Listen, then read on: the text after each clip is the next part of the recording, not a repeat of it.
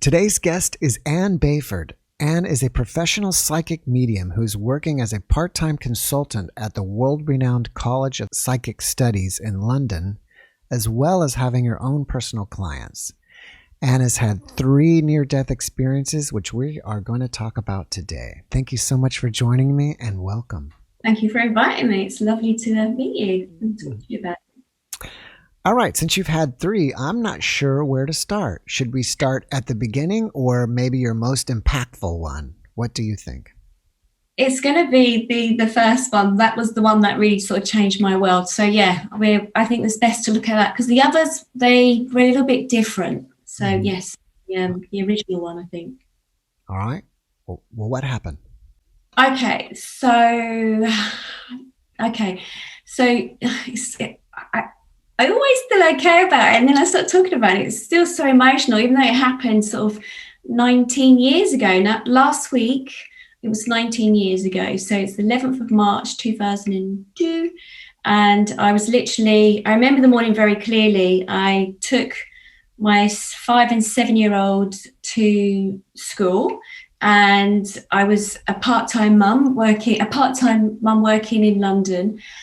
And I remember, just like everybody, when you're getting, the kids ready for school, I was rushing them and I was panicking because I was going to get late for work, and I was sort of rushing them out the door. If I knew that what was going to happen, I suppose I wouldn't have rushed them. In the ideal world, you look back and you sort of think how you would have done things differently. So, I got them in the car, got them to school. I gave them a kiss each because I always did that. I made sure as a mum that I did that. Got on the tube, the train, and got into London. Did my job during the day, normal day sort of thing, really. And I normally finish work about 2:30 in the afternoon, working in central London. And I decided there was something that sort of came into my mind that day. And I would say that now as sort of my intuition, really, to be honest. And I was thinking, no, let's leave a little bit early. I can post this letter. It was to do with a client that I was working for a charity with the elderly. And I was responsible for helping them to get the best out of life, in the sense of I worked with social services. And if my client needed something, I would contact whatever department or whatever. So I remember that day I had this letter, and it was really important because I remember the lady, I was thinking that this letter has to be posted today so that, she would get the services that she needed. So that's what happened. So I was thinking, should I do it later? Should I do it now? And it must have been about 2:10, and I was in my office, and I don't know what it was. At that time, I wouldn't have said gut feeling because I didn't really know or understand about intuition or gut feeling, but I just kept on hearing sort of that sort of feeling, go and post the letter now, don't wait, then you can catch the train home, you could go pick the kids up from school. And so I got the letter ready, and I said goodbye to everyone at the office, and it was in a community centre, so I said goodbye to a lot of the old folk that were there. And I remember leaving the office that day, I had the letter in my hand, and as I was walking to the crossing to cross this road, something happened. I was sort of, should I post the letter here or get on the train with it, post it at the other end? Or should I get my newspaper? Just the normal, the inner voices in your head that you get. And my mind was just busy thinking about the children, thinking about dinner and everything else. And then something a little bit different happened, my how do I say, intuition, gut feeling. It was like, no, you need to post the letter now.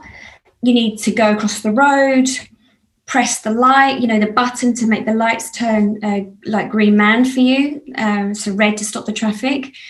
And somebody else got to the button first, and I was like, okay, that's made my mind up. I'm going to cross the road because this was important. This is what really sort of defined the moment whether I died or not completely, and I explained. So somebody had come to the crossing, pressed the button, and I was like, okay, that's made my mind up. Okay, I get it. I'm going to cross the road. And there was 5 of us that crossed the road on that day, and there was an island, you get to the middle of the road, and then you can cross the rest of the road. So there's traffic going 2 different directions, and it was all seemed slow motion. Now when I look back at it, it was really strange, like milliseconds. And as I got to the island, the middle part, I was thinking, okay, shall I walk straight across the road to post this letter in the letterbox, then go the other way to go and get the newspaper from the shop on the other side? Or shall I? And then suddenly I heard a voice. And it was really strange because it sounded like my nan's voice, who's passed over when I was 15 years old, so many years ago. And her voice was sort of saying, I heard a voice which was ridiculous. And I said, what? And she sort of said, go get the newspaper, which meant I had turned at an angle on the crossing.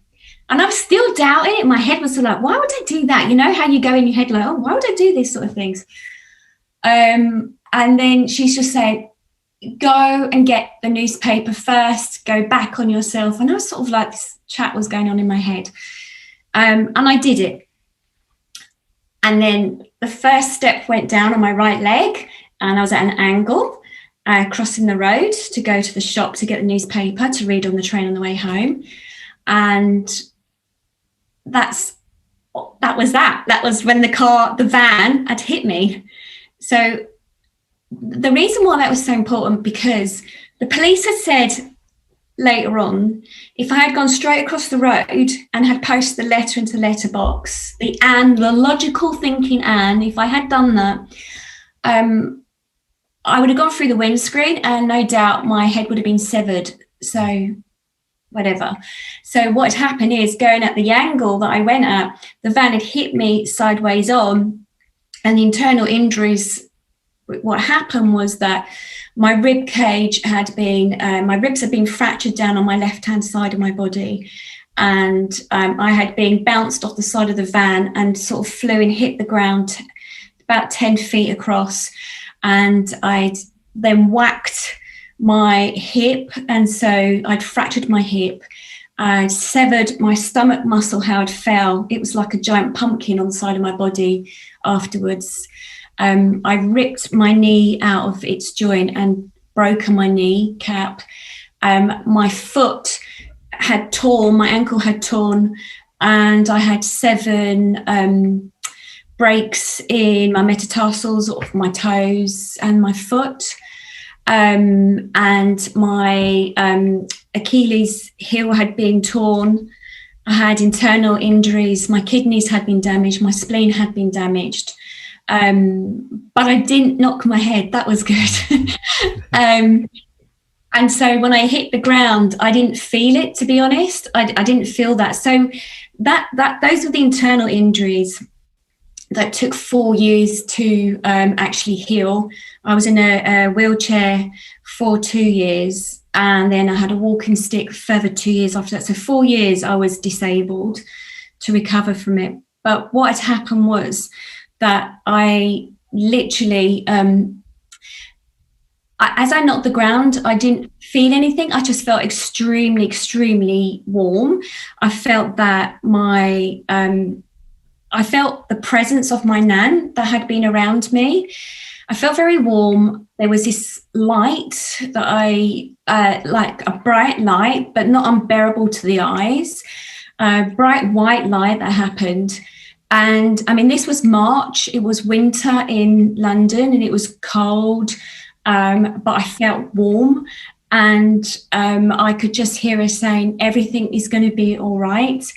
And as she was talking to me saying this, it was strange because I then realised, I mean, now working as a psychic medium, I understand about this multidimensional part of ourselves. Because what happened was, so my physical body had hit the ground, and sort of time sort of stood still in a sense. I'd hit the ground, I had these injuries, and there was part of me that was looking down on my body. I didn't know it was actually my body, to be honest. It's really hard to explain. There was part of me that was with my nan, and I could hear her, I could feel her, and it was this white space. And I was given all these other informations too. And there was part of me that was looking down, and I didn't know it was me, but I was looking down and I was sensing everybody's feelings and emotions in the area. So complete strangers had stopped. It was as if like someone had stopped a stopwatch, a magic stopwatch, and everyone froze in time. And there was in the street, there was a number of people that ran out from the shops. I remember seeing a woman. I saw the woman screaming from a hairdresser's that came out with a rolled up towel. She was going to put it under my neck to help, of course. She just wanted to help. And then there was a couple of people say, don't touch her, don't touch her. And then there was a relative there. Sorry, I feel so emotional because it still takes me back. There was a relative of my in-law, my partner at the time. He had seen the accident happen, and he obviously recognised me and came running over. So he knew it was me. But where I was, I could see his face, and all the blood had drained from his face. It looked quite grey in the face. And I remember thinking, why is he so upset? But I could recognise that who he was, connected to the family. And I just picked up on everybody's thought processes, like they was so anxious and worried about me. And then on the other side of the road, there was a part of me that ended up inside this lorry, sitting next to this lorry driver that I didn't know. And I could hear and see him. He was on his radio saying, some silly woman, she's got knocked down by this van, and now I'm late for work, I'm stuck here, there's traffic. And I was holding him up, and there was a few rude words, blue words he was swearing. And then I could hear on the radio station there'd been a massive accident in London where I had been knocked down, and there was an air ambulance that was due, so a helicopter was going to come and land, and they were trying to divert people away from the area. So that was that. And then there was another part of me that was being shown information somewhere else. I felt very safe. It was just really strange. I was being instructed and told by, I'd say, beings now. I didn't know what to call them at the time.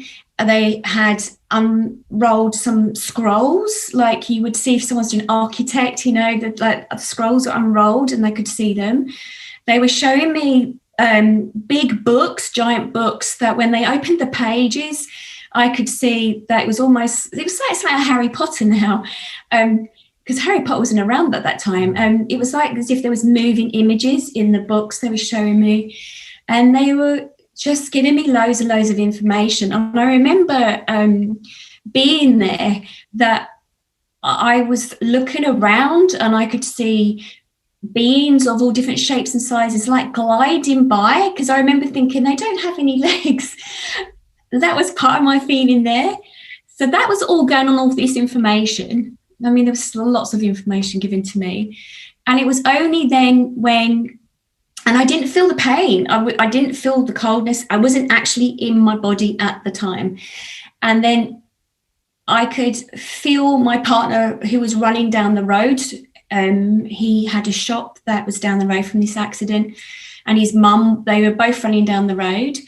And I wasn't sort of feeling his sadness, nothing like that, but I knew he was coming towards something there, and I still wasn't 100% sure it was my body. And then it was only when he touched my head, he had his hand on my head, I was laying flat on the road, the physical self, but I could feel his thought process, that he was saying, how am I going to manage with his children, my two children? Like, he said them by name. And it was when he did that I realized that it was my body. And then I was saying, what's going to happen to Rebecca and Nathan? But before I could finish the sentence, it was almost like I was being told the information. I didn't have to finish my sentence. They knew what I was going to say. And then the paramedic ran across the road. I could see the bike with the paramedic. And then the ambulance arrived. I saw all that, and they were cutting my clothes off. I didn't feel any pain at that point.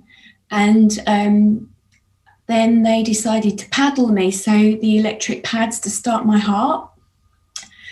And then when that happened, it was almost like I'd come through on a water slide in a water theme park. I came whizzing back down into my body, and then the pain, I could feel it was like a come back.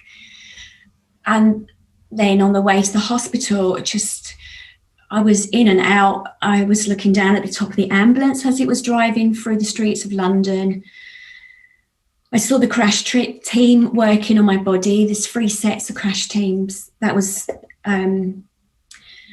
working on different parts of my body. And I remember looking down, seeing it happening, and I could see their faces and I could feel the panic in the crash room, the emergency room. And I was there for some time in the hospital, and every so often I was going in and out again, and I was leaving my body and I could see I was there in the hospital bed. And then there was times where I also felt as if I was holding my nan's hand, and the nurse said to me, "You had an experience, didn't you, while I was in hospital?" So much information. So yeah, that's it in a nutshell, really. Yeah. Wow, that's an amazing story. You saw your body, but you really weren't sure it was your body. When did you realize perhaps that you're dead or you're outside of your body? Like you made the connection that, hey, that's me down there and I must be dead. Or did you ever make that connection? Yeah. And the word dead didn't come into my mind. It was like, well, I don't know. No, I don't. It was more that when my partner had touched my head, it was like energetically, I sort of, it was like a spark for my soul. That sort of, I felt him holding my head. He was sort of stroking my hair. I could feel that he was in shock. I sensed it, that he was in so much shock. And then him touching my head, I was like, this is me. But I hadn't fully popped back into my body. It was like, I knew I wasn't there, but I knew there was still a connection. So I wouldn't use the word dead. I just felt that I was somewhere else. And that was the moment where I was like, I knew I was somewhere else. I didn't know where I was. I wouldn't say panic sort of struck in, but it was more like, oh, why am I here? But yet I can see myself. It was more that I could see myself, but where was I? How could I be where I was? Where was I? But it was literally feeling his hand on my head. That was like, it really connected me to, oh, that is my body. Mm-hmm. It was that sort of feeling. And then the humanness as a mum sort of, you know, I wasn't in my body when I was thinking I was where I was thinking, well, what's going to happen to Rebecca and Nathan? But before I finished the sentence, they came straight in and answered. I didn't know I was coming back. I just kept on being told everything's going to be all right at that time by my nan. It was a familiar voice. It sort of reassured me. Was it your nan's voice? Because I thought you just said the word they came and told me. Yeah. Oh, you're good. You are good. So I heard my nan's voice. Now, it's only now the work that I do that now when I do my meditation, now when I work as a psychic medium, when I do my trance work as well, I know they are beings, our guides, our team. And through my second experience, I connected to my archangel who was by my side. So there was a collection. And when I say they, you know, as a psychic medium, I know when I'm working as a medium that when I ask for loved ones come through on the other side, they are the they. So it's like you're not, you know, you're not, and this is the thing, you're not alone when you pass over. They are part of your soul group. They can be your loved ones. You know, I felt angels now. When the work that I do, I'm an angel practitioner as well. I understand the energy, but it was definitely a they, yeah. When you were looking through the book and seeing images, did you feel like you, well, either at the time or now, do you feel like you were having a life review? Yes. And it's funny because it was not just, this is so important, because it wasn't just about my life that I had just been living. I was in my 30s. It was also looking back at my past lives as well. Now, I didn't quite understand that to some degree. I knew there was some emotions attached to some stuff that I was unaware of in this lifetime, but they really revealed so much to me. And I know now as a past life practitioner that when I work with clients, I get it so much now. And the work that I do as a medium, it's like I understand it so much now that we are just not here present in one life, that a lot of souls or people as we are here, your soul has been on a journey. And so I was being shown stuff, and I was also being shown future stuff as well, which seemed really overwhelming at the time, because I remember I was that sort of sense they were showing me stuff that I've been doing within the last couple of years. And now I have those moments thinking, oh my God, I know I was showed that before, and I know there's other work they want me to do as well, which they showed me then. But it was, yes, a life review, but not just of one lifetime. It was like where I'd been and the connections to that as well. Do you feel like you can't remember everything you were shown? And if that's true, do you think that's on purpose, that you're not supposed to remember? Or I guess you're not in your head. Yeah, I am, because you're right. Why is that? Right, because literally we're human having this experience, right? And our souls come into this lifetime to have this experience.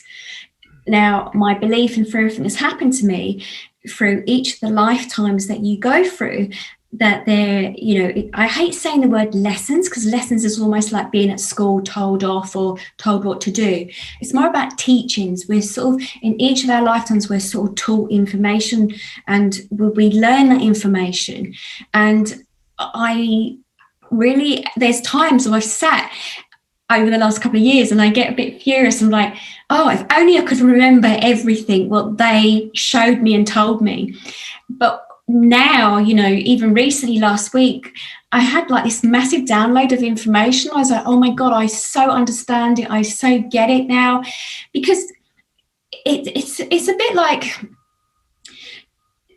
okay, I was saying this to somebody the other day. They contacted me and wanted to know about, are they going to meet a man? Are they going to get married? Are they going to have this? They're going to have that. Sometimes you need to go from A to B to C to D to get to the Z. But if you knew that to get to Z from A to Z and you missed out all the bits, you're not going to be that person. You're not going to be the same person. You have to go through these experiences. You have to, and as a human, you have to have those emotions so that you learn. It's the emotions that sit within inside you that give you all the experiences that you learn. If you go through life and you don't experience those experiences, it's not going to mean anything to you. It's not going to have value. So times can be really hard at times, and I've had recent really bad times as well, or should I say difficult times, but I need to experience those feelings to get me to where I need to go to in my future. So yes, the life review, and yes, there's information not going to tell me everything, because my soul hasn't signed up to know everything right now at this minute in time, today. It's more like I have to go and do those steps, those stages to get to who I'm going to be. That's important. I might turn around and might not want to be there. I might change time totally. So yes, if that answers the question. Yeah, I think so. You said that you were told stuff or shown your future, and perhaps you forget it. When you experience it, is it deja vu for you? Yes.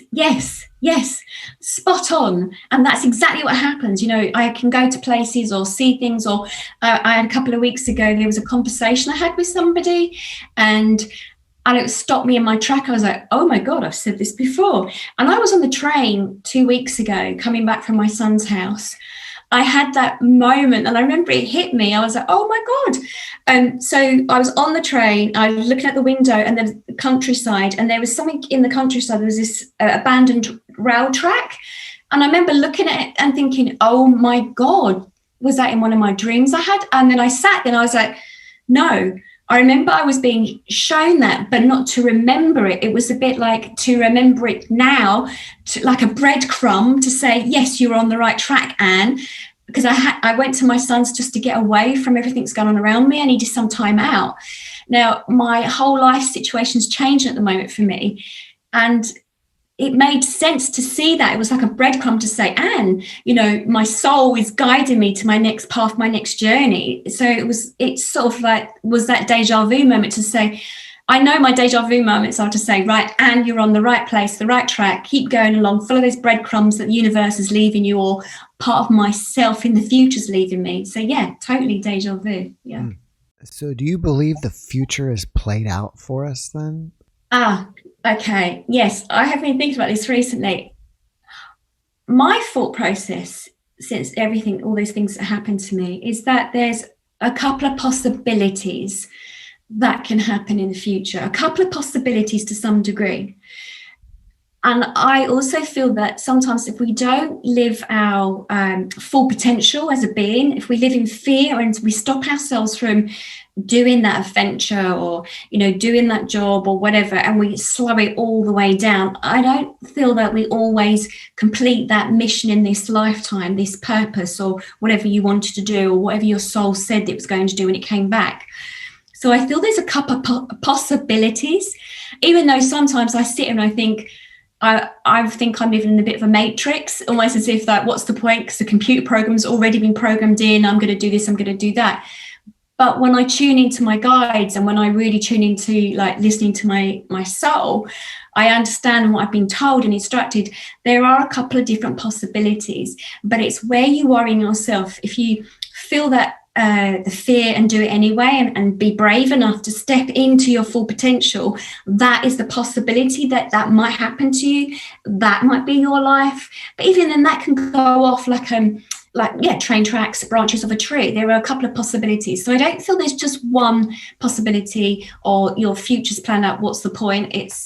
I think there's a couple of different scenarios that can be there in front of you. It's up to you, because it's free will. It's up to you in this lifetime where you are every minute of the day, what you do. I mean, on that day of the accident, I could have crossed the road, gone straight across and posted a letter. My head would have been severed, or I could have gone and got the train. But I actually listened to my intuition and,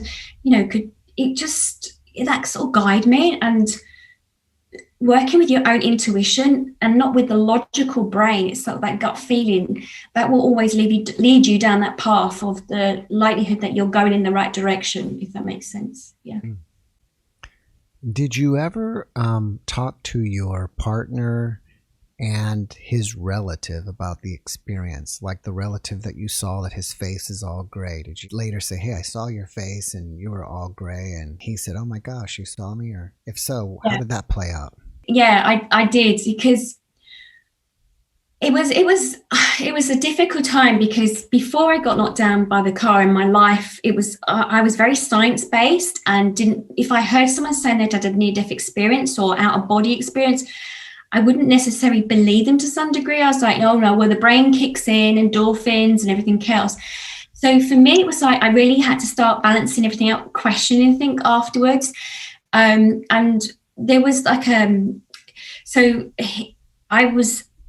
was thinking about, I'd lost my job, and at that time after the accident there was a possibility that I could have got compensation. So I had to start going down the route of looking at what actually happened during the accident, and I had to start reliving all the experiences. And so it was detailed down for the solicitor and everything. And I remember that actually helped me with this process.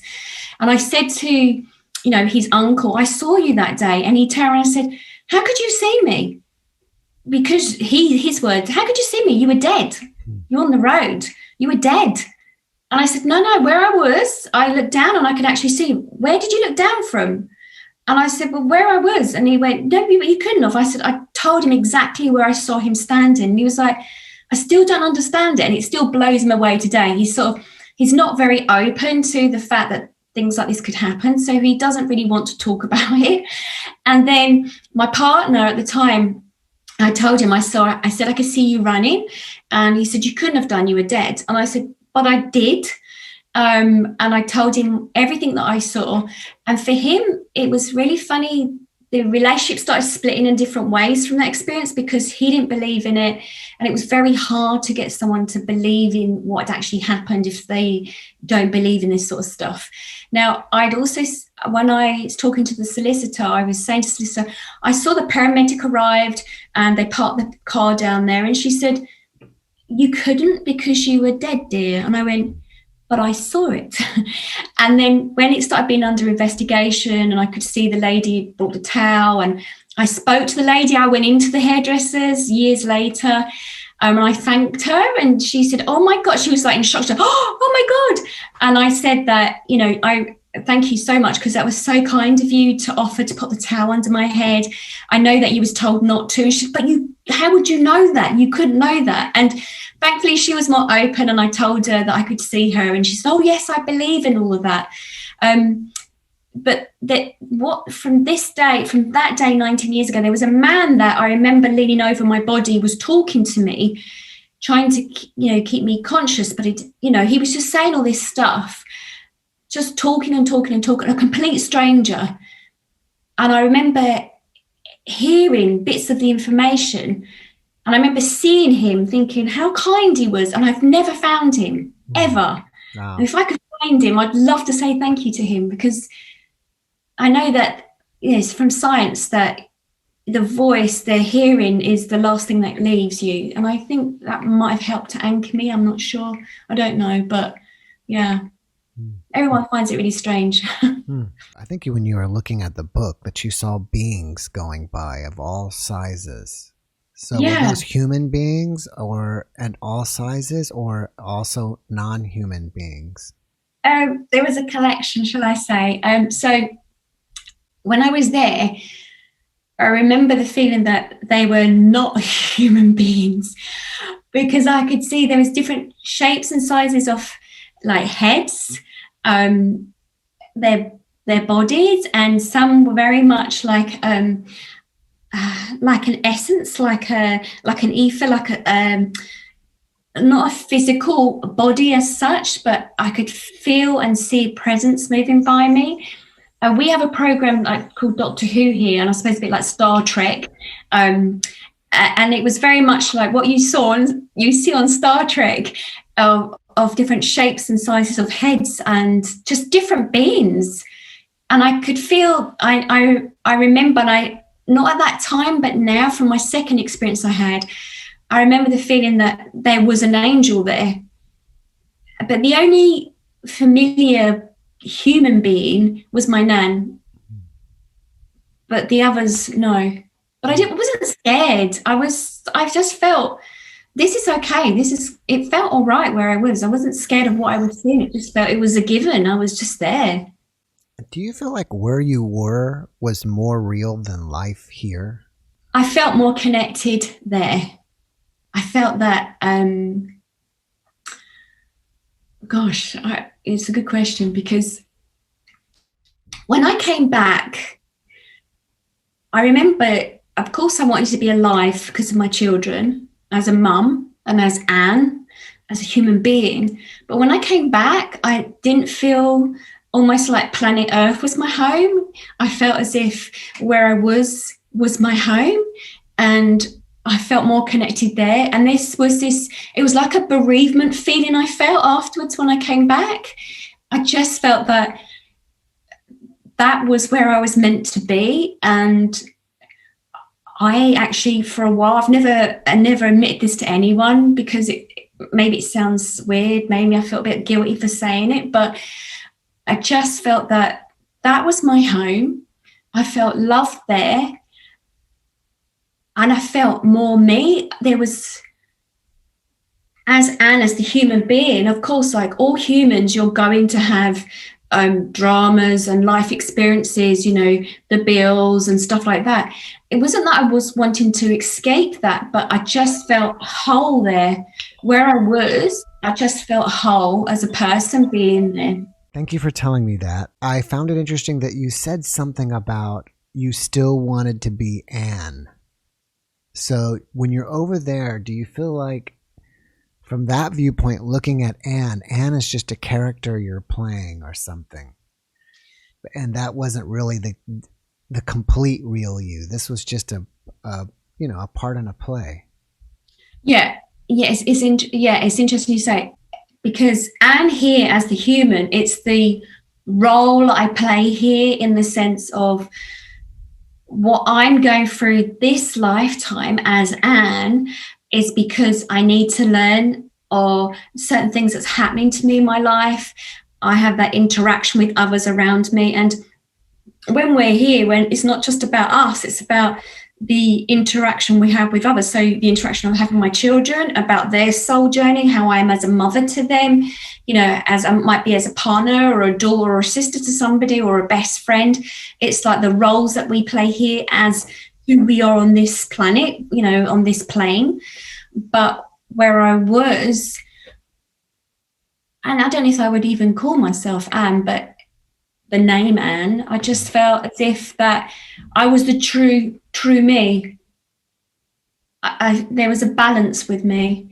But I know where I was there, I can't learn everything that I need to go through, all the emotional experiences. You have to be that human being to have those emotional experiences on the planet Earth. But where I was back there, you can't experience it there as a soul. You need to come back here to have that experience. But I felt at peace there, balanced. Yeah. Until you were reminded of your children, did you even forget about Anne? I think, yeah, actually, it's funny you should say that, because there was, where I was being shown all this information. It almost as if it sort of jerked me back to reality, in the sense of Anne's reality, and feeling his awareness or hearing what he was saying about the children.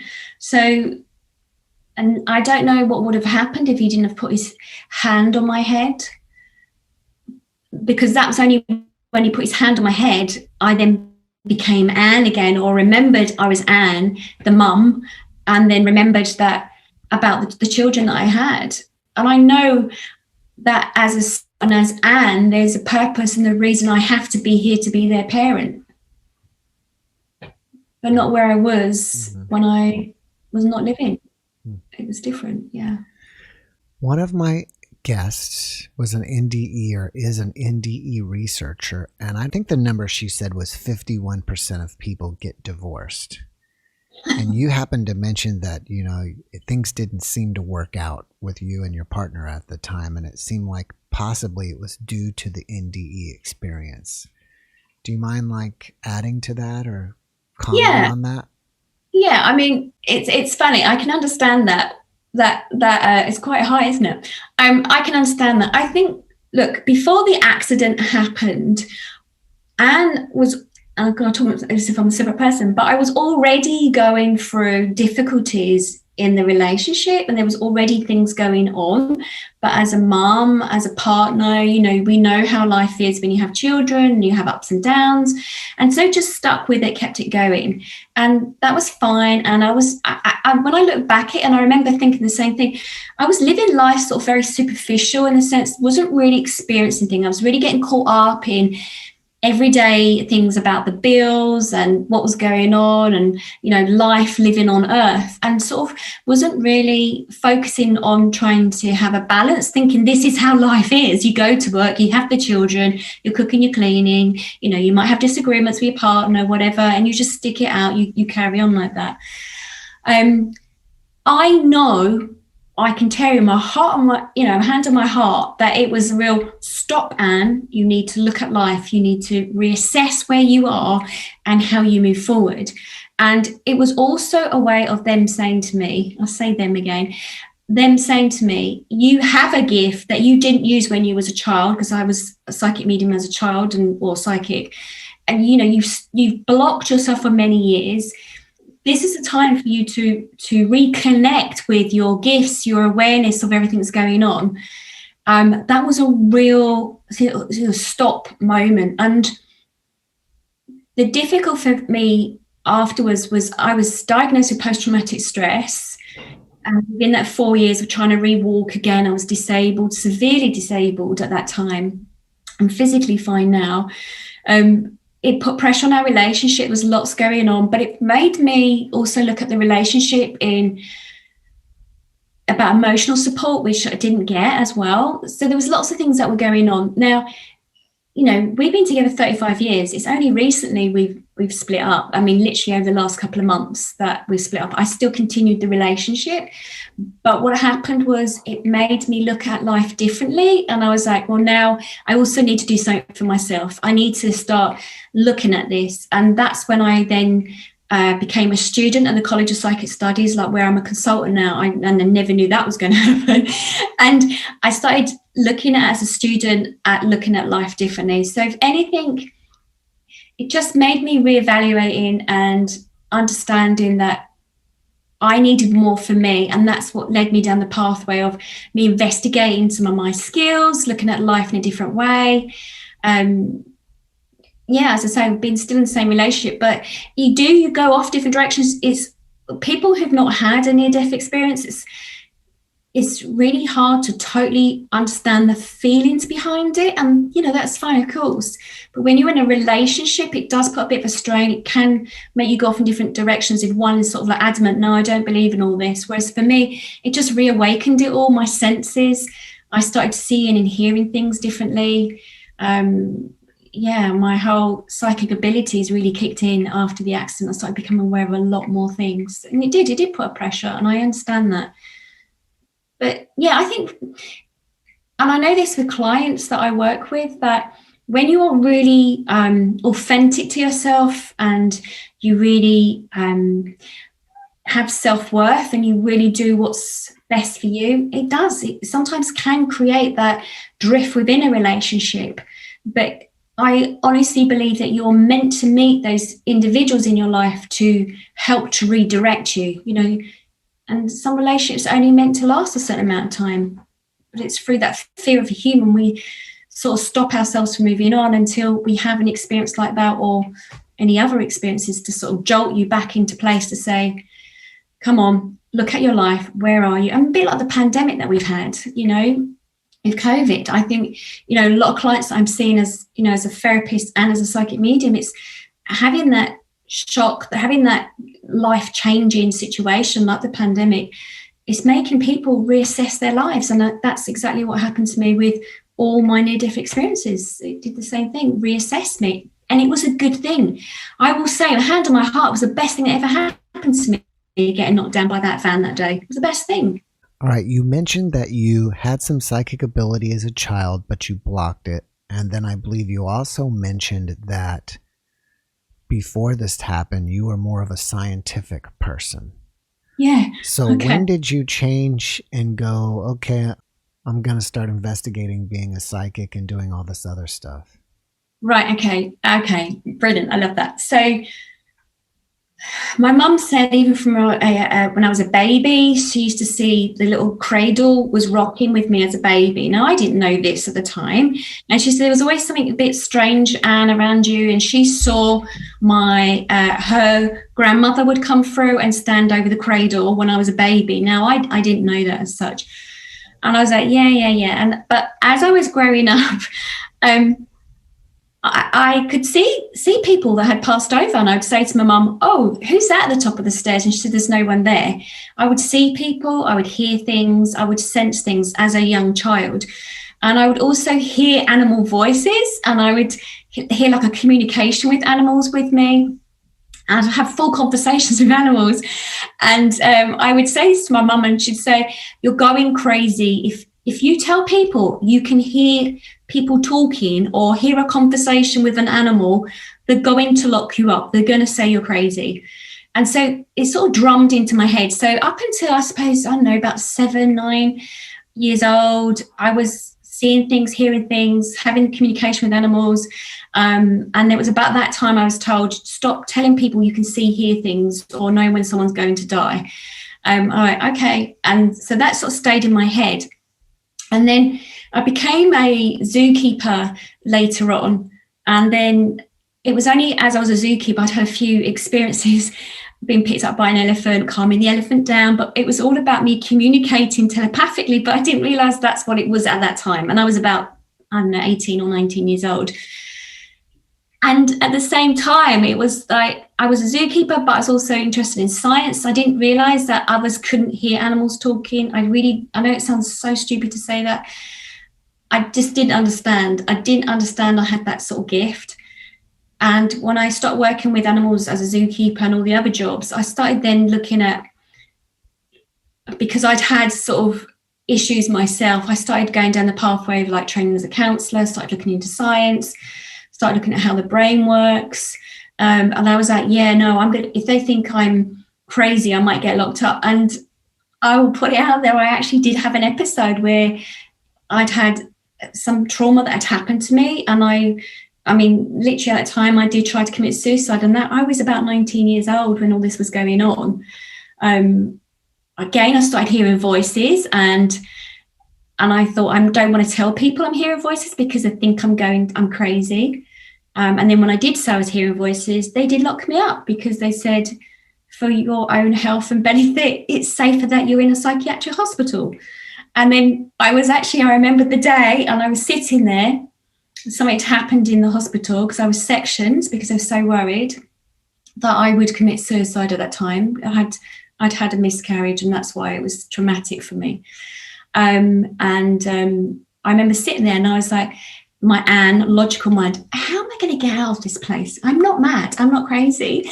And then I heard a voice saying to me, I know this how this sounds. I heard a voice saying to me, well, then stop telling people you can hear us, and then be normal, and then you can get out of hospital, which sounds really mad when I think back to it. And then I was let out. I mean, it was just because I was really depressed. I was going through a really bad patch. I'm revealing everything to you today.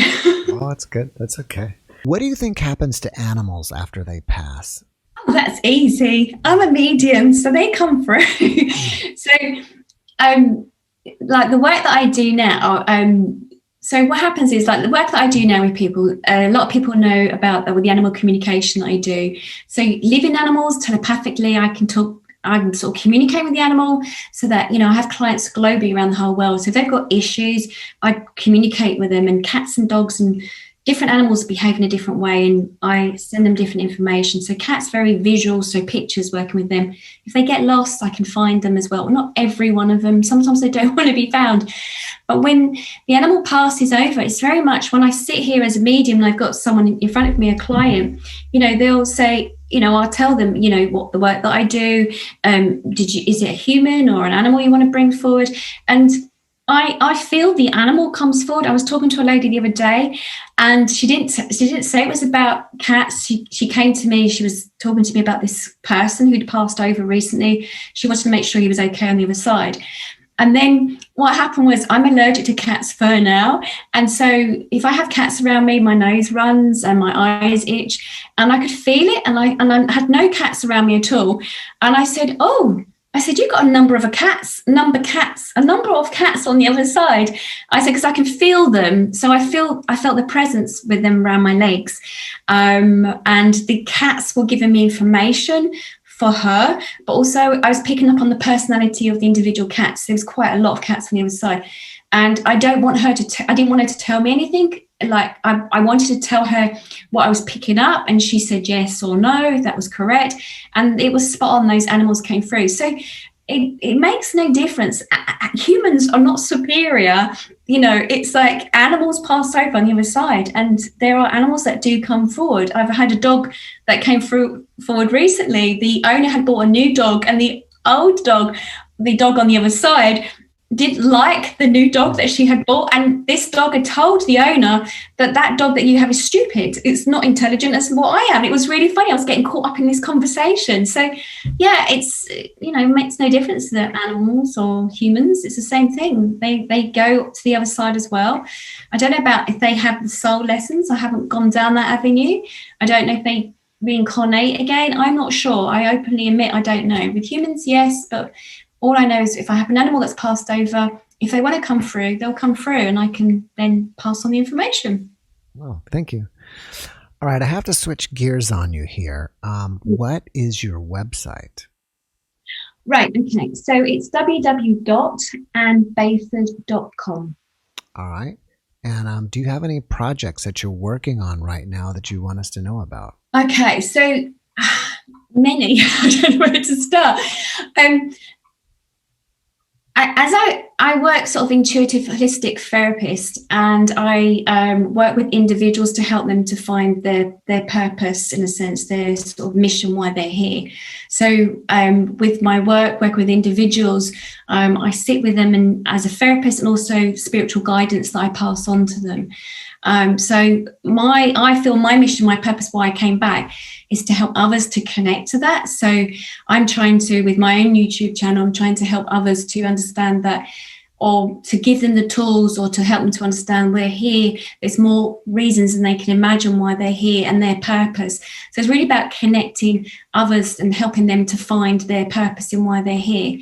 So making the most of that time. If you're not interested, then that's fine. You live that life. But for those who are just awakening to this work, who are interested in this side of things, I like to work with them as their sort of to help them, guide them. I know when I first started going down this avenue, if it wasn't for the College of Psychic Studies, I don't know where I would have been.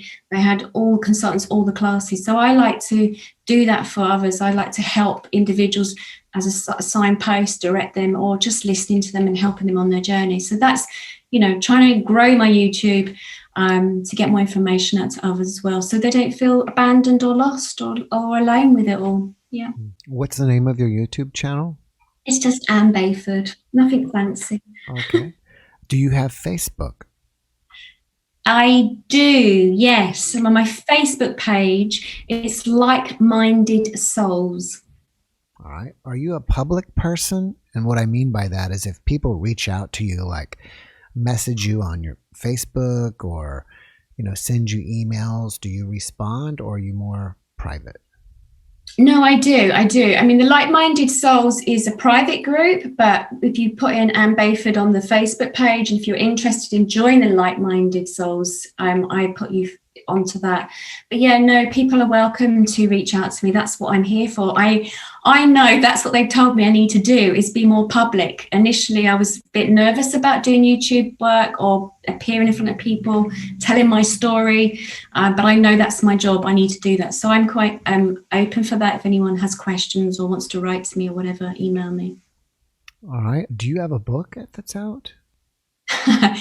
Not at the moment, but I'm working on it. I wish I could say, yes, this is the book, but I'm working on it right now. Okay. I wasn't really sure, and I was like, oh, I should have looked up. Does she have a book today? Because some of the guests do. So, I want to plug anything that you want to plug. Is there anything else that you would like to plug?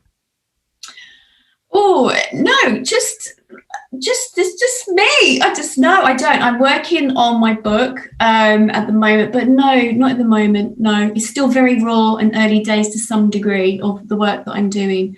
Even though I've been working professionally now as a psychic medium for 3 years, it's growing and growing and growing. I do run global retreats around the world. They're really spiritual empowerment retreats.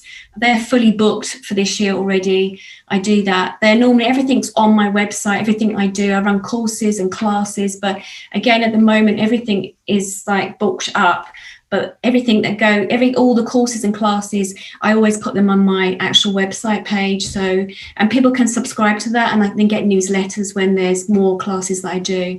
But there's a variety of things that I do, and I put out on there. It's interesting because after listening to your story, I'm like terrified of going to London now. Because you're the second guest that I've had in London that got hit by a vehicle and had an NDE. Oh gosh. No, come on. I'm just joking, by the way. That's a joke. I'll take care of you. I'll take you around. Yeah, no. I'd forgot to mention that I had another guest. If you look at my podcast, her name is Renu, and she also got hit by a truck or something in London. I must watch it. I must have a little look. Who knows? I might even know her. You might. All right. Well, before we wrap it up, do you have one last message that you can share with us? Yeah, I think the most important thing I've learned through my journey so far is that to find those like-minded people, to find, I call it a tribe, but to find those people that you can really connect with, because otherwise it can be quite a lonely journey to go on. So and I admire what you're doing, I really do, with your YouTube channel. To hear other people talking about their experiences, it really helps. When it happened to me, I had no one to turn to, and it really makes you feel like you're going crazy. So to understand what happened to you, and to understand that the reason you're not just here to have this everyday experience as a human being, there are other reasons for it. So by having your YouTube channel, and by also me doing my work with others, it's just to help individuals to know they're not alone. It's so, so important that this is for real. These things do happen, and it is an awakening. See it as an awakening, as in life-changing, and that's what it was for me. It was really life-changing. It's the best thing that happened. Thank you for that. Let me get one last question in. People may be watching this video who have recently had an NDE themselves and not knowing what to do. So I think you've kind of answered it, but if someone is in that situation, what would you recommend for them to do? Well, I'm happy if they want to go onto my website, they can message me there. If they wanted someone just to sit and to listen to them or to talk it through, because it can be a real mess with your mind. You've been, however old you are, you've been brought up with how you should see things in life. And then when this happens, it's almost like a pack of cards that get thrown up in the air, and you look at life in a different way. So, try and talk to people that are quite open to this. There are going to be people that are going to judge you, or whatever they might say, but just know your experience is valid, very valid. Write it down. That really helps, that process as well. But I'm open for people if they want to contact me, or find people that will listen to them and reach out to those other people that have been through that experience, because it really messes with your mind for a while. Yeah, great. Thank you for sharing that. It's funny because it just made me think. I saw a guy on YouTube a few days ago that he posted himself. He's in the hospital and decided to make a video and said, yeah, it just happened to me and I'm back and I saw so-and-so. I mean, he may be still in the hospital, and I've been trying to get him on the podcast. It's been difficult, but I think that would be amazing to have somebody in the hospital. He just had it 2 days ago, that fresh, and we would be talking about his NDE. Wow, that is amazing. But I think now that we've moved on from like the 19 years it happened to me, now moving forward, I think, most people are quite open about it now. They're sort of, you say it's not unusual to hear it or scary to hear it. People are interested to hear it. So yeah, I think it's amazing. Wow, love that. Yeah. All right, Anne. Well, thank you so much for being on my podcast. I really appreciate you, and I wish you the best. Thank you so much. It's been lovely meeting you. Thank you. All right. Have a great day. And you too. Bye-bye. Bye-bye.